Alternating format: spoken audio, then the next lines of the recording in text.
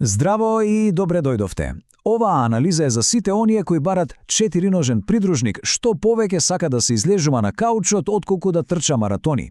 Ако ова звучи познато, тогаш сте на вистинското место. Ајде заедно да го истражиме светот на најголемите кучешки мрзливци. Многу мина ќе се препознаат во ова прашање. Има цела категорија на кучиња кои се едноставно совршени за опуштен животен стил, каде што, да речеме, гушкањето е поважно од напорните тренинзи. Па ајде да видиме кои се тие. Добро. Прво, ајде да разјасниме нешто. Кога ќе кажеме куче мрзливец, на што точно мислиме? Па мислиме на раса со ниска енергија и многу мирен карактер. Тие се вистински експерти за релаксација, идеални придружници за секој што едноставно ужива во помирно секојдневие. И така, за почеток, ајде малку одблизу да ги запознаеме овие опуштени кутриња. Што е тоа што ги прави толку посебни и зошто нивниот смирен дух може да биде токму она што му треба на еден дом? Па, една од нивните најголеми супермоки е токму приспособливоста.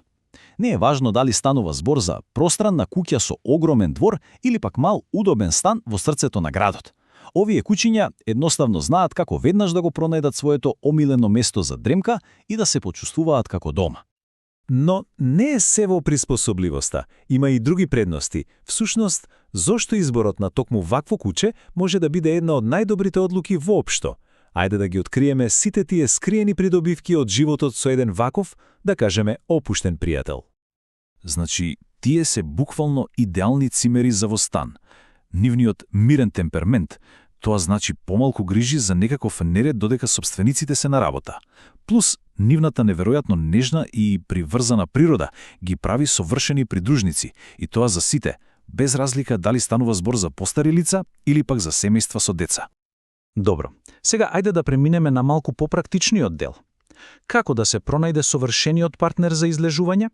Епа, големината тука е навистина клучен фактор. Затоа ќе ги истражиме опциите поделени во 3 главни категории, од најмали па се до најголеми. Прво на листата малите раси. Овие се, совршени за живот во стан. Нивните потреби за вежбање многу лесно се задоволуваат со неколку кратки прошетки и малку играње во одневната соба. Тие практично нудат огромна доза љубов, сето тоа во едно компактно, пресладко пакување. И кои се тие?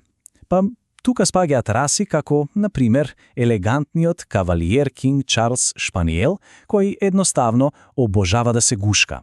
Или пак малата, но многу самоуверена чивава. Сите тие имаат свој различен карактер, но делат една заедничка страст, а тоа е удобноста на домот. Ако се бара златна средина, расите со средна големина се навистина одличен избор. Тие се доволно цврсти за некои лесни семејни авантури, но секогаш, ама баш секогаш, се спремни за една добра попладневна дремка на каучот. Да земеме за пример златниот ретривер.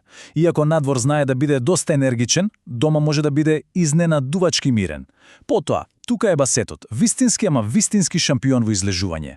И секако, шармантниот француски булдог, кој има неверојатна способност да се приспособи на буквално секоја средина. И сега нежните джинови.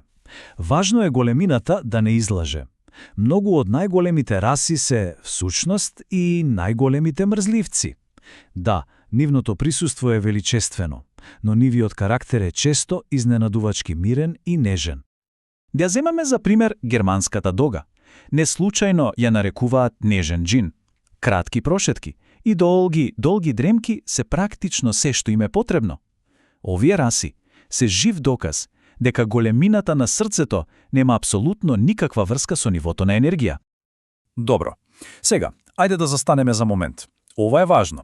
Иако цело време зборуваме за мрзливи кучиња, тоа никако не значи дека нема обврски.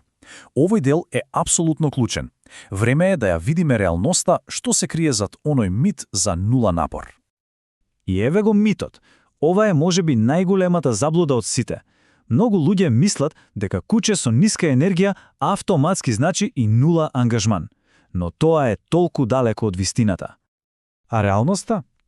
Реалноста е дека апсолутно секое куче, без разлика колку е опуштено, има своји основни потреби. За да биде здраво и среќно, едноставно мора да му се посвети внимание, грижа и секако многу љубов. И кои се тие потреби? Па може да се поделат во 4 главни столба. Прво, лесни секојдневни вежби. Кратката прошетка не е само за физиолошки потреби, туку е клучна и за одржување здрава тежина. Второ, ментална стимулација. Играчки загадки, например, го одржуваат нивниот ум остар и спречуваат да им стане досадно. И секако, трето и четврто, редовни ветеринарни прегледи и квалитетна, балансирана исхрана. Тоа е основата за долг и среќен живот. И уште нешто што никако не сме да се заборави. Тренингот и социализацијата. Овие работи се апсолутно неопходни за сите кучиња. Да, дури најмирното куче на светот треба да научи основни правила и да знае како да се чувствува удобно во различни ситуации. Раната социализација е клучот за добро воспитано и среќно милениче. И со тоа полека доаѓаме до можеби најважната точка од целата оваа приказна. Да се посвои куче не е моментална одлука. Тоа е доживотна обврска. Обврска исполнета со огромна љубов. Повеќе од 10 години. Ова навистина не е мала бројка. Да се земе куче е одлука што ќе го обликува животот во наредната деценија, па и повеќе. Тоа е обврска што мора да се свати со целосна сериозност.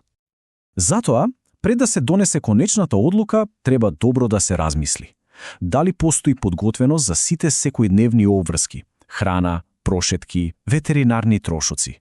И најважно од се, дали има доволно време и љубов за давање. Да, тоа е голема инвестиција, но наградата е навистина непроценлива. Значи, ајде да сумираме. Што научивме денес? Прво, мрзливите кучиња се одличен избор за релаксиран живот. Второ, големината е важна, па треба да се избере раса што одговара на просторот за живење. Трето, и многу важно, ниската енергија не значи нула напор. И четврто, на сите кучиња им е потребна секојдневна грижа, тренинг и безгранична љубов. Се надеваваме дека оваа анализа понуди некои корисни насоки. На крајот, вистинското прашање не е само дали некој сака куче, туку дали е подготвен да му го пружи животот што тоа го заслужува. Ако одговорот на тоа прашање е да, тогаш на повидок е едно прекрасно и навистина незаборавно пријателство.